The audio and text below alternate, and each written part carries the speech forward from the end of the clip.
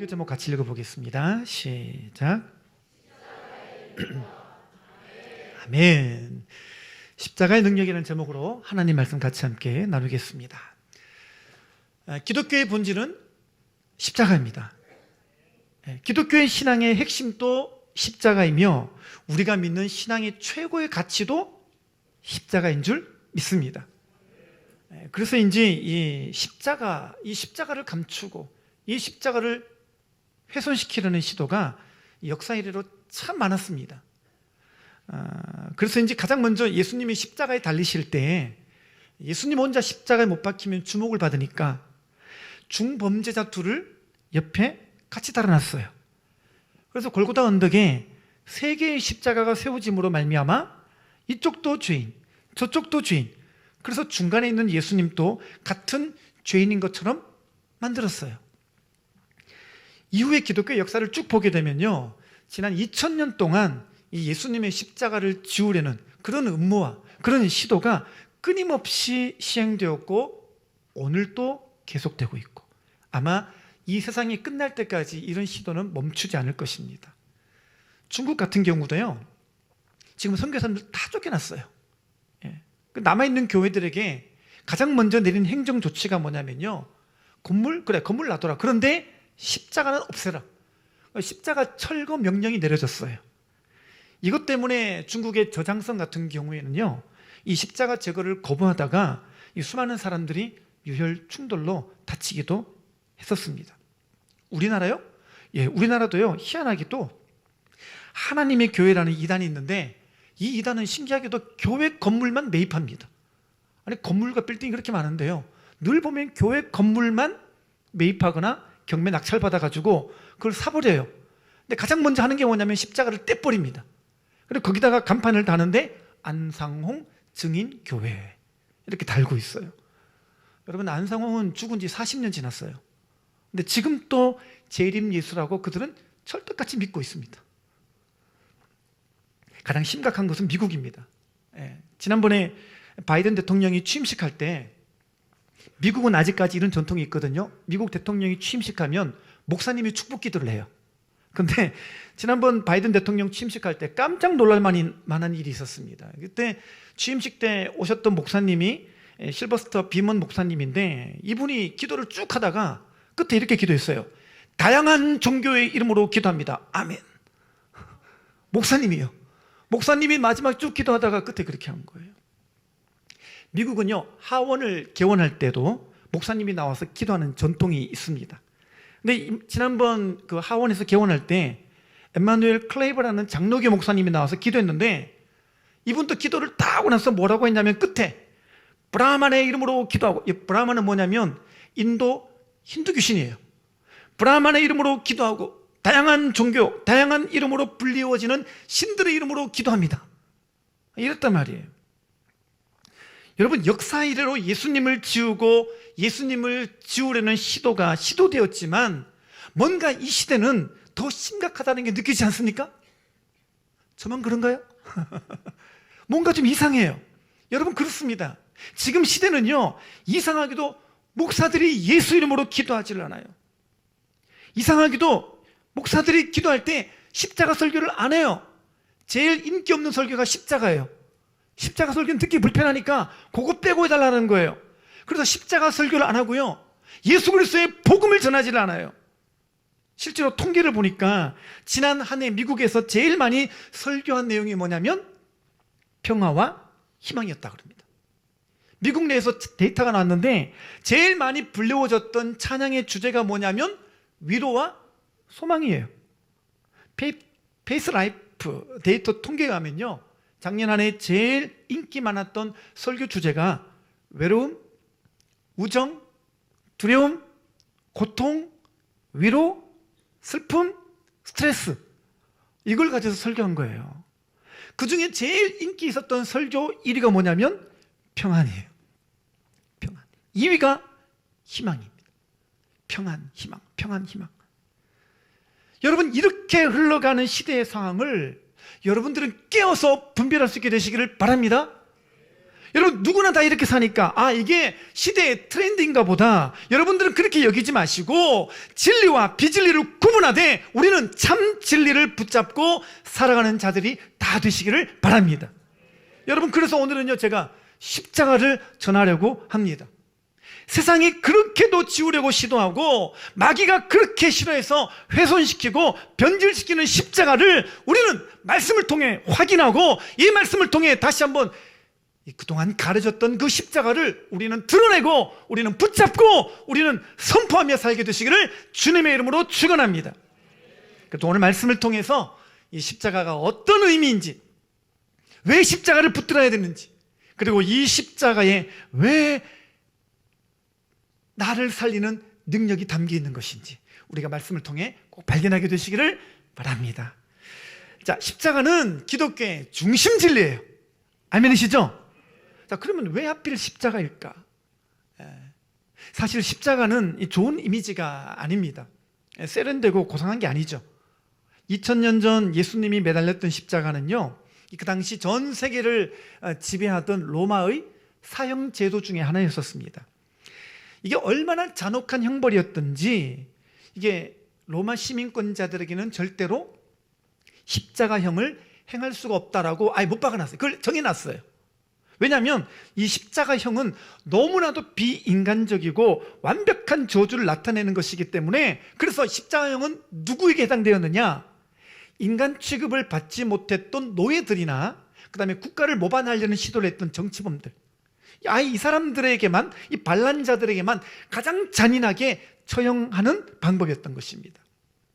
그러니까 그 시대 사람들은 십자가 그러면요 그냥 경기를 일으키고 욱하고 토할 만큼 진절머리 나고 상상하기 싫었던 것이었어요.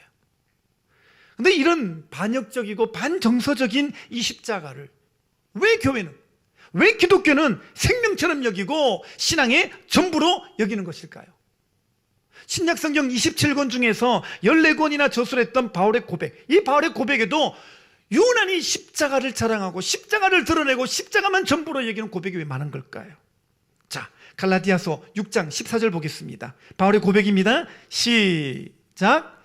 그러나 내게는 우리 주 예수 그리스도의 십자가 외에 결코 자랑할 것이 없으니 그리스도로 말미암아 세상이 나를 대하여 십자가에 못 박히고 내가 또한 세상을 대하여 그러하니라. 아멘. 여기 봤더니 바울의 고백이 뭐예요? 내가 십자가 외에는 결코 자랑할 게 없다라고 말합니다. 내가 십자가만 붙들겠다라고 고백합니다.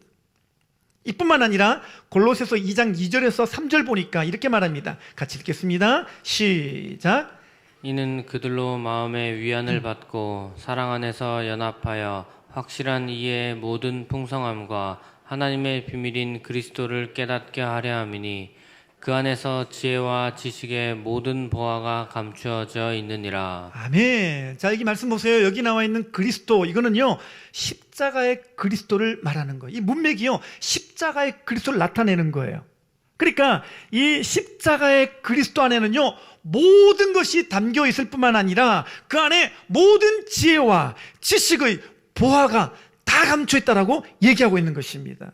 여러분, 그렇기 때문에 이 십자가는요 사도 바울이 말할 때는 이게 과장법이 아니에요. 지나치게 이걸 비약적으로 표현한 것도 아니고 이게 글자 그대로 십자가에 담긴 비밀을 우리에게 소개하는 것입니다. 여러분, 그래서 이 십자가는요 기독교 신학의 모든 정점에 있는 것이고 기독교 신앙의 모든 영성도 그 중심에 십자가가 놓여져 있고, 여러분 우리의 신앙생활의 중심축도 십자가인 줄 믿습니다. 아멘이시죠? 여러분, 그렇기 때문에요 우리가 이렇게 진단하셔야 돼요. 내가 신앙생활을 하긴 하는데 뭔가 내가 맥 빠진 신앙생활을 하고 있는 것 같다. 답은 이거예요. 내가 십자가를 빼놓고 신앙생활을 하니까 그렇게 되는 거예요. 여러분들이 뭔가 믿는 것 같은데 여러분이 여러분 자신을 알잖아요. 내가 믿기는 믿는데 내 안에 실체가 없어요. 만져지는 게 없어. 그거 왜 그럴까? 십자가가 없어서 그래요. 여러분들이 오래 믿었는데 열심히 오랜 시간 동안 여러분이 신앙생활을 했다고 말하고 있는데 내가 나를 알잖아요. 내 안에 생명력이 없어요. 왜 그럴까요? 그게 내 안에 십자가라고 하는 중심축에서 벗어나 있기 때문에 그렇다라는 것입니다. 그래서 오늘 본문에 보니까 이 오늘 본문의 가장 핵심이자 가장 중요한 내용이 바로 1장 18절인데 여기서 이렇게 말합니다. 같이 읽어보겠습니다. 시작. 십자가의 도가 멸망하는 자들에게는 미련한 것이요 구원을 받는 우리에게는 하나님의 능력이라. 아멘. 십자가가 뭐라고요? 하나님의 능력이라는 거예요. 여러분, 그래서 정말 이 말 그대로, 이 구절이 우리에게 소개해주는 그대로 십자가가 우리에게 능력이 되는 줄 믿습니다. 그래서 남들은 오해하고 내다버릴지언정 우리는 십자가를 붙들고 가야 되고요, 세상은 십자가를 지우고 훼손할지언정 우리는 이 험한 십자가를 붙들고 살아야 될 줄 믿습니다. 그러면 이 십자가가 나에게 어떤 능력이 되는지, 이 십자가의 능력이 어떤 것인지를 우리가 함께 말씀을 통해 살펴보도록 하겠습니다. 첫 번째로 십자가는 영혼을 자유케 하는 능력이 있습니다. 따라서 하겠습니다. 십자가는 영혼을 자유케 한다. 한 번 더. 십자가는 영혼을 자유케 한다. 아멘이시죠?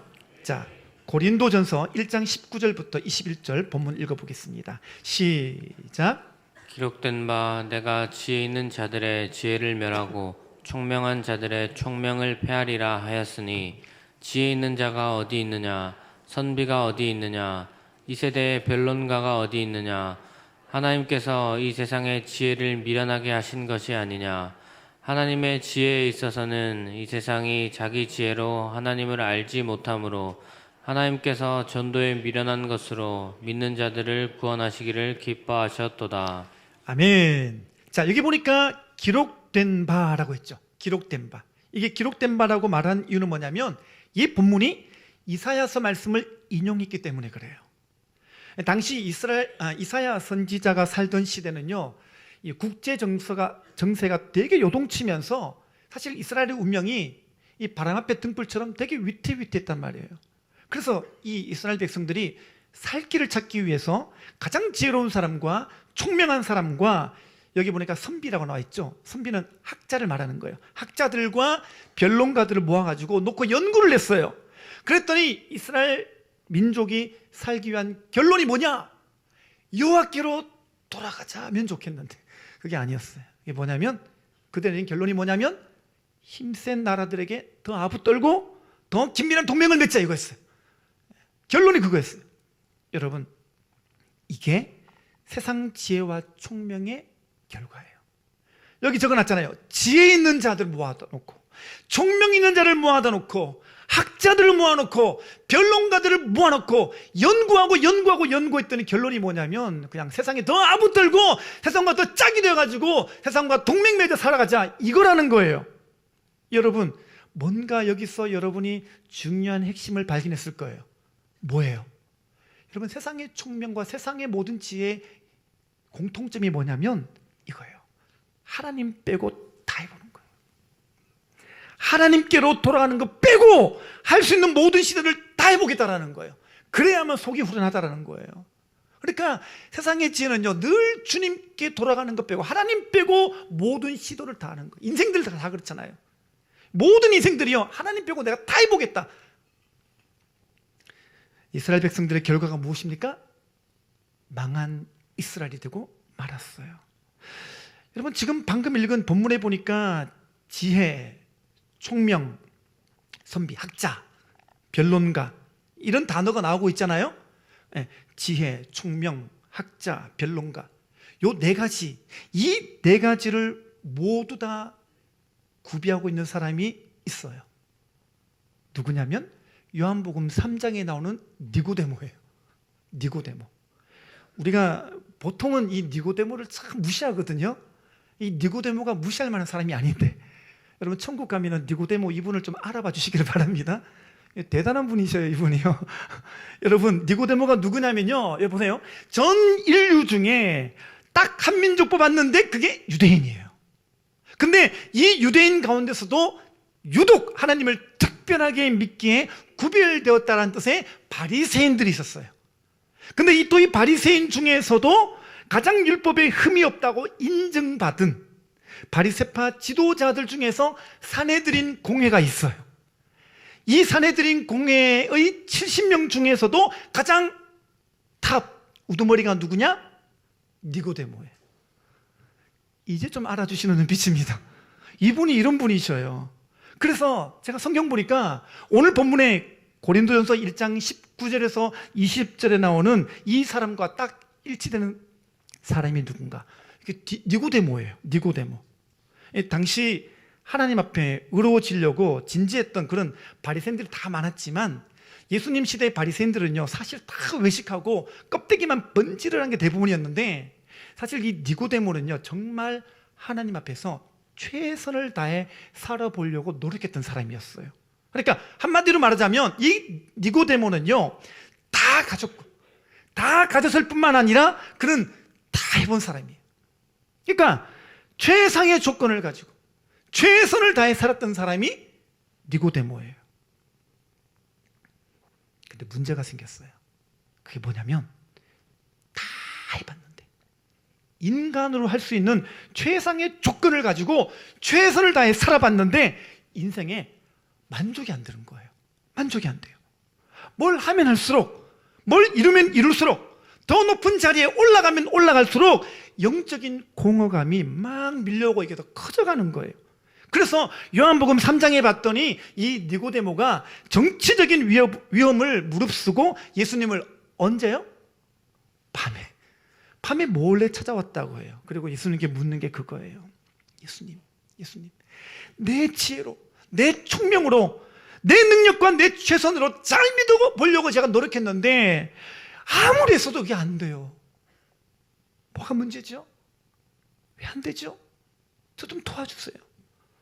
왜 이토록 목마르고, 왜 더 공허하고, 왜 더 절망하는 건지 모르겠어요. 도무지 내가 이유를 알 수 없어요. 저 좀 살려주세요 라고 해서 예수님께 나온 사람이 그게 니고데모예요. 그러니까 예수님께서 니고데모에게 뭐라고 말씀하십니까? 예수님께서 너 정말 최상의 인간으로서 너 정말 최선을 다해 살았구나. 이 정도면 98% 다 된 거니까 조금만 더 있으면 너 될 거야 라고 말씀하신 게 아니고, 예수님이 이렇게 말씀하십니다. 더 근본적인 얘기를 니고데모에게 짚어주시는데 그게 요한복음 3장 3절이에요. 예수께서 대답하여 이르시되 진실로 진실로 내게 이르노니 사람이 거듭나지 아니하면 하나님의 나라를 볼 수 없느니라. 아멘이시죠? 이게 무슨 말이에요? 무슨 말입니까? 너 지금 바리새파 사람으로, 사내들인 공회원으로, 그 지도자로 살아가면서 뭘 더하면서 그러면 될 줄 알겠지만 너의 문제는, 네 안에 있는 공허의 문제와 절망의 문제는 거듭나지 않고는 되지 않는 문제야. 그거는 네 존재가 받게 될 문제야 라고 주님께서 니고데모에게 마치 외과 의사가 핀셋 딱 집어서 보이듯이 이 문제의 핵심을 딱 집어서 그에게 간파하여 보여주고 있는 거예요. 그러니까 예수님은 니고데모가 갖고 있는 문제의 본질을 아셨어요. 이거는 인생의 조건과 상황이 바뀌면 되는 문제가 아니고 이거는 영적인 영혼의 문제라는 것을 주님은 아시고 니고데모에게 그거를 알려주셨어요. 오늘날 교회도요, 사람들이 예수님 믿는 이유가 뭐냐면 예수님을 통해서 우리의 모든 상황과 조건을 바꿔보려고 시도를 많이 합니다. 그런 의도에서 예수님 믿는 사람이 꽤나 많습니다. 그러니까 어떻게 했어요? 십자가 얘기는 싫어합니다. 아니, 내 상황과 내 환경이 바뀌어지도록 도와주는 게 그게 하나님이지. 하나님이 이런 상황을 좀 능력으로 탁 발휘하셔가지고 좀 변케 해주셔야지. 근데 십자가 빼고요. 내가 지금 힘든 문제가 있는데 그냥 필요나 채워주시고 내 상황을 좀 바꿔주시고 내 조건들을 좀 채워주시고 그래서 내가 인간답게 사는데 조금 주님이 좀 이렇게 편리를 도모해 주시면 좋겠습니다. 그러나 단 십자가는 빼고, 십자가 빼고 다른 좋은 얘기 좀 들려주세요. 십자가 미랄처럼 죽고 썩고 이런 극단적인 얘기는 빼고 나에게 위로가 되고 힘드는 말만 좀 해주면 좋겠다, 이거예요. 이런 마음으로 교회를 다녀요. 이런 마음으로 예배도 드려요. 이런 마음으로 기도도 열심히 해요. 여러분, 근데요, 우리 대다수의 우리가 안고 있는 모든 문제는 상황의 문제가 아니고 조건의 문제가 아니고 영혼의 문제인 줄 믿습니다. 네. 그러면 이 영혼의 문제가 어떤 문제입니까? 영혼의 문제. 그런데 이 영혼에 도대체 어떤 문제가 있길래 이 영혼의 문제를 주님은 중요하게 보신 걸까요? 이 답이 에베소서 2장 1절에서 3절에 자세하게 나와요. 같이 읽어보겠습니다. 시작. 그는 허물과 죄로 죽었던 너희를 살리셨도다. 그때 너희는 그 가운데서 행하여 이 세상 풍조를 따르고 공중의 권세 잡은 자를 따랐으니 곧 지금 불순종의 아들들 가운데서 역사하는 영이라. 전에는 우리도 다 그 가운데서 우리 육체의 욕심을 따라 지내며 육체와 마음이 원하는 것을 하여 다른 이들과 같이 본질상 진노의 자녀이었더니. 아멘. 자, 여기 보니까 뭐라고 말합니까? 허물과 죄로 죽었던, 우리 영적인 상태예요. 허물과 죄로 죽었던 이라고 말합니다. 여러분, 이 말씀은요, 불행하게도 우리가 태어날 때부터 내가 어떤 존재로 태어났고 지금 내가 어떤 상황에 놓여 있는가를 말해주는 거예요. 그러니까 우리 영적인 실상이 뭐냐면 어떤 외적인 실상이 아니라 우리의 존재, 우리 영혼의 상태가 어떻게 시작되었고 이 상태가 어떻게 우리가 지금 흘러 여기까지 왔는지, 그리고 이 문제가 해결되지 않으면 어떤 상태로 죽어서 영혼 멸망이 가는지를 분명하게 알려주고 있어요. 그래서 우리가 어떤 존재예요? 여기 봤더니 본질상 진노의 자녀, 이렇게 말하고 있는 거예요. 여러분 잘 아시다시피 에덴 동산에서 우리가 하나님의 형상으로 지음받았는데 뱀이 찾아와가지고 선악과 명령을 어기게 만들고 우리가 범죄해서 우리가 불순종함으로 우리가 허물과 죄로 죽었다는 거예요. 여러분, 여기 나오는 이 말씀보다 우리 영혼의 문제를 명확하게 규명해 주는 이야기가 더 없어요. 여러분, 이보다 분명하고 확실하게 영적인 진단이 되는 말씀도 없어요. 그래서 우리가 본질상 진노의 자녀가 되었다라는 거예요. 그래서 마귀의 자식으로 이 저주받은 운명에서 우리 스스로는 헤어나올 수가 없게 됐다라는 거예요. 그러니까 하나님과의 관계가 끊어진 얘기를 하는 거예요, 지금. 본질적인 얘기. 그래서 허물과 죄로 죽었다라는 말은 무슨 말이냐? 내 영혼이 죽어서 하나님과의 관계가 깨어지게 되었고, 이 끊어진 관계로 말미암아 우리와 하나님과의 상태는 하나님과의 원수 관계가 된 거예요. 하나님의 원수가 된 거예요. 자, 하나님의 원수가 되니까 나타나는 증상이 있어요. 그게 뭐냐면 내가 왕이 되는 거예요. 내가 내 인생의 주인 되는 거예요. 이게 나타나는 증상이에요. 여러분, 그래서 이것 때문에 우리의 마음이 어떤 증상으로 흐르냐면, 어떤 마음이 되냐면 우리 마음에 하나님을 마음에 두기를 싫어하게 되는 거예요. 로마서 1장 28절 보겠습니다. 다 같이 시작. 또한 그들이 마음에 하나님 두기를 싫어하며 하나님께서 그들을 그 상실한 마음대로 내버려 두사 합당하지 못한 일을 하게 하셨으니. 아멘. 자, 이 구절 자세히 보세요. 여러분, 내가 주인이 되고 내가 왕이 되고 그래서 내 마음에 하나님을 두기를 싫어하는 상태는요, 반드시 연결되는 게 있어요. 그게 뭐냐? 상실한 마음이에요. 내가 주인 되고 내 마음에 하나님이 없어요. 이 마음은 그냥 아예 그냥 동의어처럼 연결되어 있는 게 뭐냐면 상실한 마음이에요. 이 상실한 마음이 뭐예요? 이게 쉬운 말로 공허예요. 공허예요. 절망이에요. 만족이 안 되는 거예요. 여러분, 내 가슴이 뻥 뚫린 것 같은 때가 있잖아요. 그게 공허예요. 여러분, 근데 이 공간은요, 하나님만이 채울 수가 있어요. 하나님이 오셔가지고 그분이 채워줘야 되는데 우리는 하나님이 싫은 거예요. 하나님 빼고 다른 시도를 하니까 더 많은 세상의 것들로 내 욕심을 채울 만한 걸로 갖다 때려 부으니까 어떻게 되겠어요? 안 채워지는 거예요. 그래서 채우면 채울수록 더 목마르고 갖다 놓으면 갖다 놓을수록 더 공허감에 찌들어가는 게 우리 인생의 현실인 것입니다. 여러분, 우리가요, 교회를 열심히 다니고는 있지만 혹시나 여러분들 마음에도 상실한 마음, 그 공허하고 허망한 마음 여전히 그대로 여러분이 지금 오늘 여기까지 오지는 않으셨습니까? 여러분, 열심히 신앙생활을 하는데 이 내 마음이 바뀌지 않아서 힘든 마음 있지 않습니까? 여러분, 우리가 주님을 알아가면 알아갈수록, 말씀을 알아가면 알아갈수록 기준은 높아지고 아는 것은 많아지는데 여러분이 여러분 마음 안에 고통이 있잖아요. 뭐예요? 남들에게 말은 안 하죠. 예, 오시면은 아주 산뜻하게 인사, 할렐루야, 안녕하십니까? 저 잘 살았어요 라고 말하지만 여러분 안에 울부짖음이 있잖아요. 고통이 있잖아요. 그게 뭐예요? 예수님 닮아지지 않는 고통. 이만큼 믿었는데도 내 안에 예수님이 없어요. 예수님 마음이 없어요. 보세요. 누구를 용서해야 되는데 용서가 안 돼요. 미워하고 질투하는 마음이 솟구치는데 이거를 참기는 참는데 진정이 안 돼서 고통스러운 거예요. 그럼 나는 왜 이 지경인가? 난 어떻게 해야 되는가? 이 마음에 탄식이 있는 거예요. 여러분, 이 영적인 슬픔과 절망이 지금 혹시 여러분들의 마음 아닙니까? 여러분, 인간의 본질적인 문제가 뭐냐면 이 절망의 문제예요. 영혼 깊은 곳에 이 고통의 문제가 있는 거예요. 그래서 그 누구도 인간으로서 어떤 사람도 몸부림쳐도 안 되고 이게 종교로도 교육으로도 수양으로도 도덕으로도 안 되니까, 그래서 우리 하나님께서 그 아들 독생자 예수 그리스도를 우리에게 보내주신 줄 믿습니다. 그래서 예수님이 오셔가지고 십자가에서 자기 몸을 찢어 피를 흘리시고 죽으심으로 말미암아 우리의 모든 고통의 문제를 해결하신 줄 믿습니다.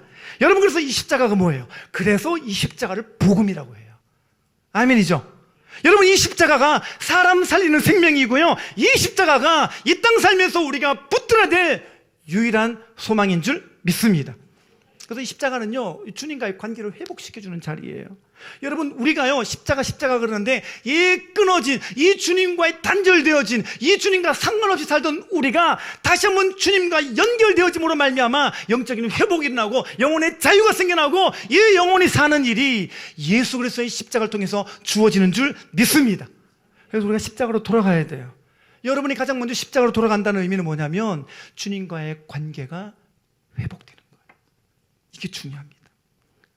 갈라디아서 3장 1절 보겠습니다. 다 같이요. 시작. 어리석도다 갈라디아 사람들아, 예수 그리스도께서 십자가에 못 박히신 것이 너희 눈앞에 밝히 보이거늘 누가 너희를 꾀더냐. 아멘. 갈라디아 교회가 위기에 봉착한 적이 있었어요. 아주 큰 문제가 생겼었습니다. 물론 외적으로는 이 거짓 교사들이 들어와가지고 좀 문제가 생긴 건 했지만, 이 바울이 딱 보니까 이거는 이 외적인 문제를 좀 제하고 나서 딱 보니까 이게 내적인 문제가 있어요. 내적인 진단을 해보니까 이 갈라디아 교회의 문제는 뭐냐면 십자가를 버린 게 문제였어요. 여러분, 우리도 마찬가지입니다. 우리도 여러 가지 문제가 오고 여러 가지 상황들이 힘겹게 다가올 때가 있는데요, 그럼 우리는 그 문제와 상황만 쫓아가다 보게 되면요, 사실은 문제 해결의 실마리가 안 풀려요. 바울이 내린 진단처럼 우리도 내적인 진단을 내려야 되는데, 그게 뭐냐? 우리도 십자가를 버렸거나 십자가를 떠났거나 십자가 없이 살아서 그런 거예요. 그 문제는 뭐예요? 이 십자가를 버린 게 문제인 거예요. 어느덧 십자가 앞에서 자기를 직면하고 이 십자가 앞에서 이 관계성으로 문제를 풀려는 게 아니라 외적인 기준으로 자기 인생의 문제를 풀려고 그러면요, 이런 문제가 생기는 거예요. 그러니까 우리도 똑같아요. 힘들고 어려운 문제가 오면 환경을 바꾸면 좋겠다, 조건이 바뀌어지면 좋겠다, 이 환경과 조건을 바꾸는 일에 그냥 힘을 다 쓰는 거예요. 근데 그게 아니라는 거예요. 바울이 갈라디아 교회를 진단해 보니까 그런 문제가 아니라 더 본질적인 문제가 있는데 십자가를 버린 거예요. 그러니까 바울이 뭐라고 말합니까? 누가 너희를 꾀더냐? 다시 예수 십자가 앞에 나오라는 거예요. 그래서 갈라디아서의 결론이 이거예요. 갈라디아서 6장 14절입니다. 같이 읽어보겠습니다. 시작. 그러나 내게는 우리 주 예수 그리스도의 십자가 외에 결코 자랑할 것이 없으니 그리스도로 말미암아 세상이 나를 대하여 십자가에 못 박히고 내가 또한 세상을 대하여 그러하니라. 아멘. 갈라디아서의 결론이 이거예요. 십자가로 가자예요. 십자가로 돌아가는 거예요. 여러분, 원인도 문제도 다 십자가로 가서 풀어야 돼요. 십자가가 1번이에요. 여러분, 우리도 살다가 문제가 생기면 1번으로 가야 돼요. 그 1번이 뭐라고요? 십자가요. 따라서 하겠습니다. 1번이 십자가다. 다시 한번요. 1번이 십자가다. 자, 생각지 않은 문제가 생겼어요. 상황이 벌어졌어요. 여러 가지 시험이 찾아왔어요. 어디로 가야 돼요? 1번 십자가로 가야 된단 말이에요. 우리는 1번을 늘 마스터했다고 생각해요. 그럼 구원받을 때 십자가, 내가 구원받는 거지, 십자가는 됐다. 그리고 2번, 3번에서 뭔가를 더해 보려는 시도를 해요. 그게 실수예요. 그걸로 해결이 안 돼요. 여러분, 문제가 생기면 1번으로 가십시오. 아, 내가 지금 주님과의 관계성에서 문제가 생겼구나. 아, 내가 지금 주님과의 관계성에 문제가 있는데 이거 놔두고 내가 2번, 3번, 4번 이렇게 가니까 이게 안 풀리는 거구나. 이걸 깨닫고 어떻게 해요? 이걸 1번으로 돌이켜 오는 거. 이게 주님께서 여러분들에게 말씀하시는 진단이에요. 여러분 이걸 인식하시고 이거를 꼭 기억하게 되시기를 바랍니다. 그러면 십자가에서 다시 주님과의 끊어진 관계성이 새롭게 시작되면요, 우리 인생의 모든 문제가 다시 풀어지기를 시작합니다. 할렐루야. 네, 그렇습니다. 여러분, 이 십자가에서 주님이 우리 영혼을 자유케 할 줄 믿습니다. 여러분, 이 십자가에서 내가 주님과의 관계성이 다시 열리면 인생의 반전이 시작되는 줄 믿습니다. 오늘 여러분 모두가 이 십자가를 붙들고 인생의 모든 문제를 돌파하는 믿음의 성도님 다 되시기를 주님의 이름으로 축원합니다. 두 번째입니다. 두 번째, 십자가는 어떤 능력이 있습니까? 십자가는 우리를 살리고 회복케 하는 능력이 있습니다. 다 같이 하겠습니다. 십자가는 우리를 살리고 회복케 한다. 아멘입니까? 자, 오늘 본문 22절부터 24절 보겠습니다. 다 같이요. 시작. 유대인은 표적을 구하고 헬라인은 지혜를 찾으나 우리는 십자가에 못 박힌 그리스도를 전하니 유대인에게는 거리끼는 것이요 이방인에게는 미련한 것이로되 오직 부르심을 받은 자들에게는 유대인이나 헬라인이나 그리스도는 하나님의 능력이요 하나님의 지혜니라. 아멘. 자, 오늘 본문에 보니까 사도 바울이 십자가를 전해보니까요, 이 십자가를 미련하게 여기고 꺼리는 두 부류의 사람이 나옵니다. 자, 첫 번째는 누구냐? 유대인들이에요. 이 유대인들은요, 23절에 보니까 뭐라 그러죠? 십자가를 꺼린대요. 여러분, 유대인들이 십자가를 꺼리는 이유가 뭡니까? 정답부터 말하자면요, 이 사람들은 자기 기대가 너무 커요. 자기 기대가 엄청 커요. 이게 무슨 말이냐면, 자, 유대인들의 역사를 보면요, 이 사람들은 옛날부터 엄청난 기적들을 많이 경험했어요. 예를 들면 홍해가 갈라지는 역사. 여러분, 이거는요 이스라엘 백성들의 역사책에만 있는 거예요. 그 어떤 민족도 이런 경험을 못 해봤잖아요. 요단강이 갈라지는 역사, 이스라엘 백성들의 역사책에만 있는 거예요. 해가 뒤로 넘어가요. 이스라엘 백성들의 역사책에만 있어요. 만나와 메추라기를 경험했던 초자연적인 역사, 그뿐만입니까? 구름 기둥과 불 기둥의 경험, 날마다 에어컨과 온풍기가 자동으로 돌아가요. 여러분, 이런 역사는요 그냥 이스라엘 백성들의 역사책에만 있는 거예요. 자, 그러니까 이런 역사적인 배경이 있는 그들이 지금 어떤 상태에 있는 거예요? 로마의 압제 가운데 있는 거예요. 로마의 압제 가운데서, 그러면서 메시아를 기다리고 있어요. 자, 그러니까 답이 나오겠죠. 이 사람들이 바라는 메시아상은 뭐예요? 어떤 메시아를 기다리겠어요? 마블 영화에 나오는 주인공들처럼요 초자연적인 능력이 있어야 되는 거예요. 딱 오셔가지고 기적 일으키고 표적 일으키고 배불리 먹여주시고 잘 살게 해주시고, 결정적인 거, 로마 놈들을 단칼에 압제할 수 있는 분, 그게 그들이 가진 메시아 그림이었어요. 놀라운 게 있어요. 예수님은 그 길로 가지 않으셨어요. 예수님은 진정한 메시아인데 메시아가 되시기 위해서 어떻게 하셨어요? 십자가의 길로 가신 거예요. 그러니까 유대인들이 이 십자가를 꺼리고 이 십자가를 못 믿겠다고 하는 거예요. 실제로 요한복음 읽어보게 되면요, 사람들이 예수님을요 구름대처럼 따라다녔어요. 얼마나 많이 따라다니는지 몰라요. 근데 성경에 보니까 예수님이 어느 순간인가 십자가를 언급하셔요. 내 살을 먹고 내 피를 먹고 십자가를 져야만 된다, 이렇게 하니까 그 다음 사람들의 반응을 보겠습니다. 요한복음 6장 66절입니다 시작. 그때부터 그의 제자 중에서 많은 사람이 떠나가고 다시 그와 함께 다니지 아니하더라. 사람들이요 십자가 얘기하는 그 순간, 그 기점부터 어떻게 해요? 예수님 다 떠나갑니다. 안 따라가요. 다시는 그와 함께 다니지 아니하더라.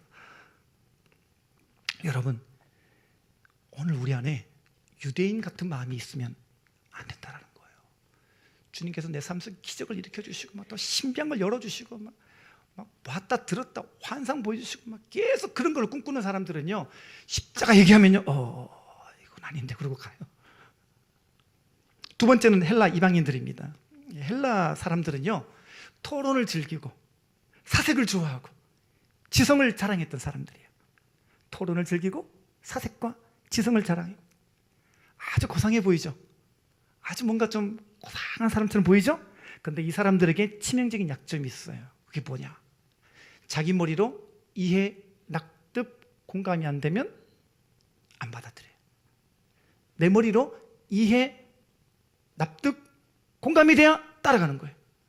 근데 이런 사람들은요, 누가 자기를 설득하는 걸 기분 되게 나빠합니다. 그래서 설득당할 것 같으면 설득당하면 안 돼! 이러고 이제 버팁니다. 생각이 잘 안 바뀌는 사람들이에요. 이런 사람들이 제일 이해가 안 되는 게 뭐겠어요? 십자가죠. 십자가는요, 제일 인간 머리로는 이해가 안 되고 납득이 안 되고 공감이 안 되는 거였어요.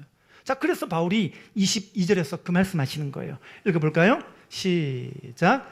유대인은 표적을 구하고 헬라인은 지혜를 지혜를 찾으나 찾으나 우리는 십자가에 못 박힌 그리스도를 전하니 유대인에게는 거리끼는 것이요 이방인에게는 미련한 것이로되. 아멘. 여러분, 제가 보니까요, 이 시대를 살아가는 우리가 이 유대인과 헬라인을 교묘하게 섞어놓은 세대 같아요. 우리 안에 이 두 가지가 다 있어요. 보세요. 과학이 발달하고 이성과 지성이 높아진 이 시대에 우리는 어때요?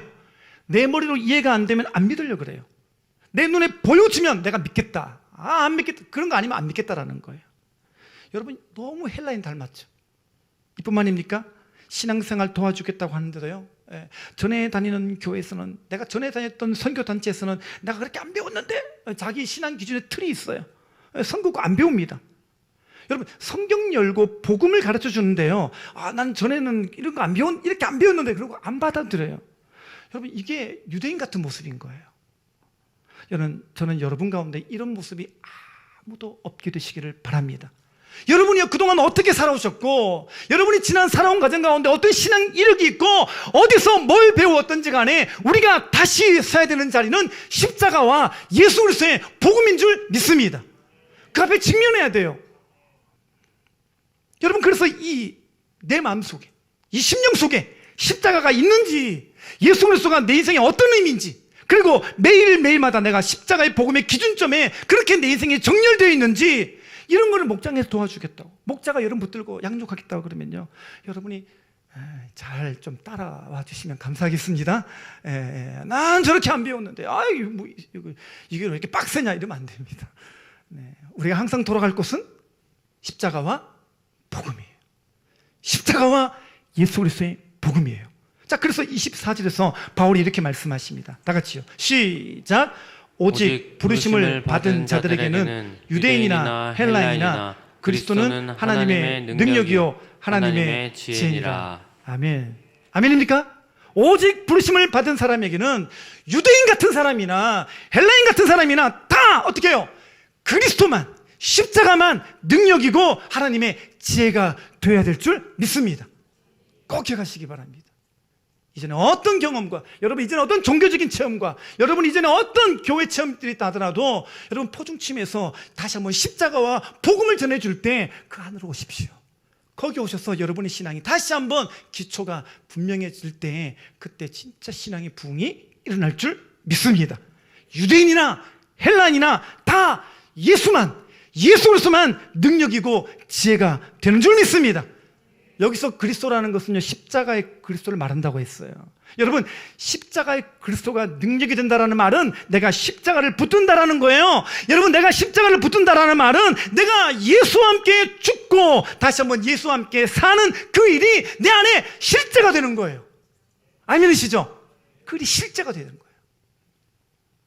갈라디아서 2장 20절 보겠습니다. 다 같이요. 시작. 내가 그리스도와 함께 십자가에 못 박혔나니 그런즉 이제는 내가 사는 것이 아니요 오직 내 안에 그리스도께서 사시는 것이라. 이제 내가 육체 가운데 사는 것은 나를 사랑하사 나를 위하여 자기 자신을 버리신 하나님의 아들을 믿는 믿음 안에서 사는 것이라. 아멘. 아멘이시죠? 여러분, 이게 십자가 신앙인 줄 믿습니다. 이게 십자가 신앙이에요. 아직도 십자가에서 이 죄의 자아가 죽었다라는 것을 많이 헷갈려하는 분들이 계십니다. 여러분, 우리가 다 십자가에서 못 박혀 죽은 사람인 줄 믿습니다. 여러분, 내가 그리스도와 함께 십자가에 못 박혔나니 그랬잖아요. 죽은 사람이에요. 자, 그러면 내가 십자가에 못 박혀 죽었는데 내 안에 내면의 갈등이 있을까요? 없을까요? 있어요? 없어요? 이렇게 제가 목소리만 높이면 다들 이렇게 뭔가 분명히 하시기 바랍니다. 입장을. 여러분, 내가 예수 그리스도와 함께 십자가에 못 박혔는데 그러면 내 안에 내면의 갈등이 있어요, 없어요? 여러분, 여전히 내 안에 욕심이 있고 분노가 있고 음란과 혈기와 미움과 낙심과 게으름과 이런 게 막 들어오잖아요. 그럼 이때 많은 분들이 낙심하며 나는 안 되는가벼. 난 아직 안 죽었나벼. 어떤 분은요, 내년 전교인 수련회 때 다시 복음 듣겠습니다. 다시 구원 받아야 되겠네. 이렇게 말하는데 그게 아니라는 거예요. 자, 보세요. 여러분, 내가 그리스도와 함께 십자가에 못 박혔니라고 말했던 사도 바울이 뒤에 가면 또 이렇게 고백해요. 오라 나는 곤고한 사람이로다. 이 사망의 몸에서 누가 나를 건져내랴. 또 뒤에 가면 이렇게 말해요. 나는 죄인 중에 괴순이라. 죄인만 해도 괜찮은데 괴수래요. 여러분, 이런 탄식과 이런 고통과 이런 절규가 왜 나오는 걸까요? 여러분, 바울이 그걸 깨달았어요. 내 자아가 예수님과 함께 내가 십자가에서 죽었다고 해도 이게 내 안에 내면의 죄의 욕구가 없어지거나 죄의 싸움이 끝난 게 아니라는 거예요. 오히려 새로운 싸움이 시작돼요. 왜요? 우리가 죄에 대해서 죽었지만 우리 안에 죄는 죽지 않았기 때문에 그래요. 여러분, 우리가 십자가에서 죽었지만 죄는 여전히 남아있는 거예요. 더 쉽게 설명하자면요, 여러분, 우리 안에서 변한 거는 뭐냐면 죄의 존재가 아니라 죄의 지위가 변한 거예요. 아멘이시죠? 그래서 죄가 더 이상 우리를 지배하지 못하게 됐다는 거죠. 다시 말해서 이제는 우리와 죄와의 관계가 달라진 거예요.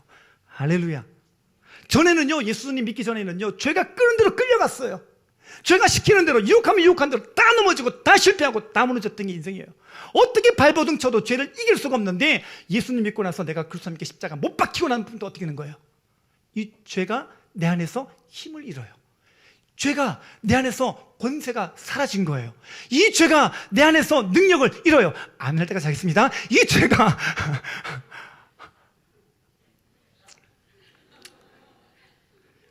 여긴 어디, 난 누구, 이러고 앉아 계시는데요, 상당히 곤란합니다. 아멘이시죠?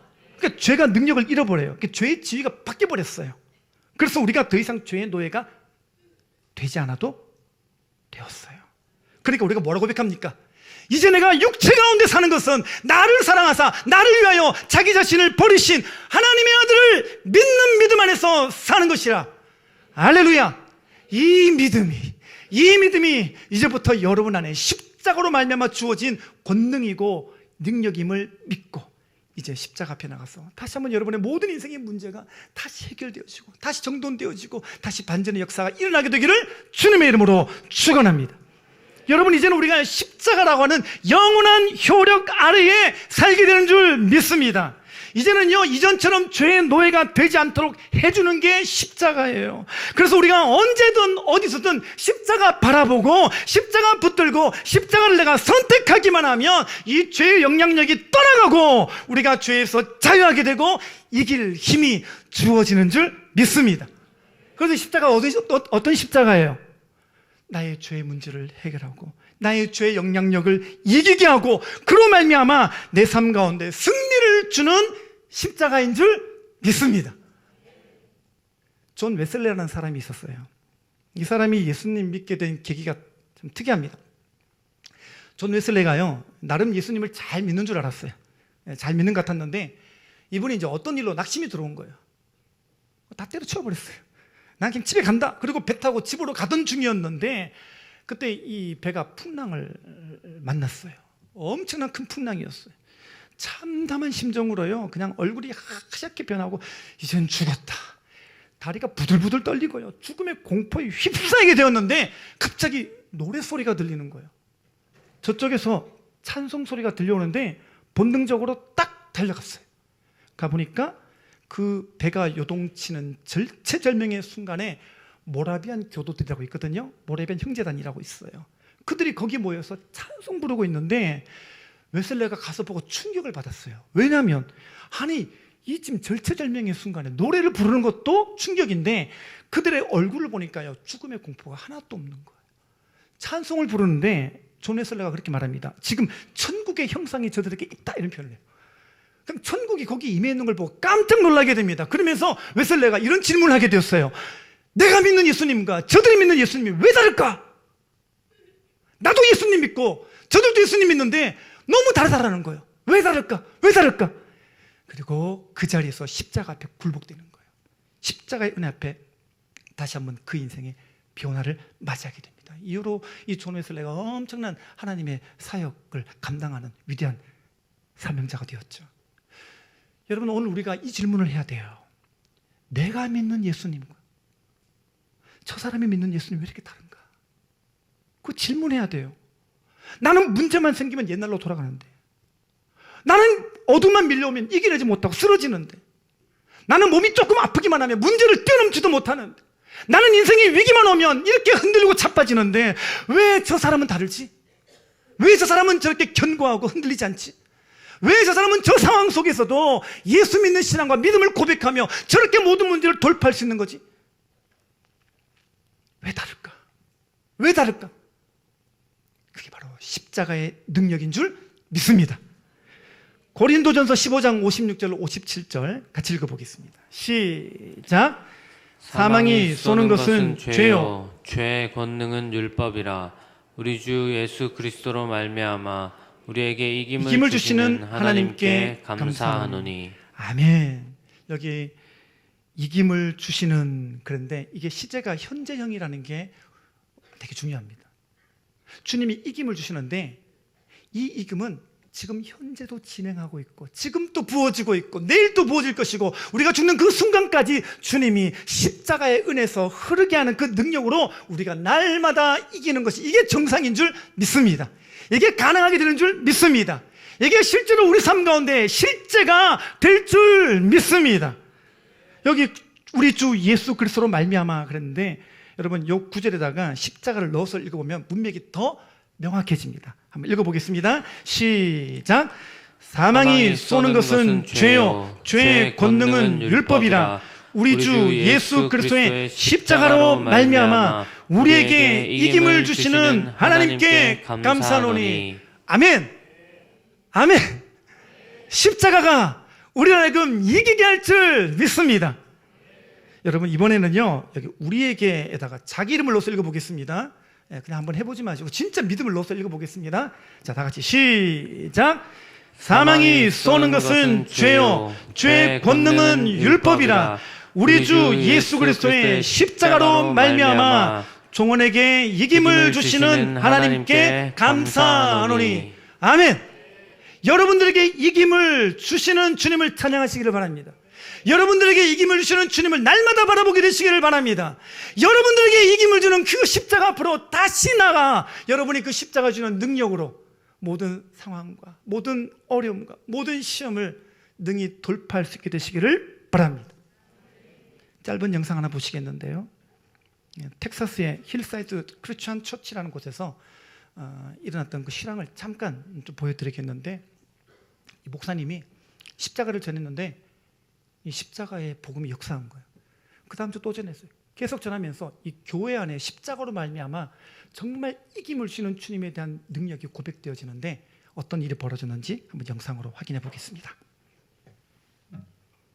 What would be my cardboard testimony in the kingdom of heaven to those? And this is what my testimony is.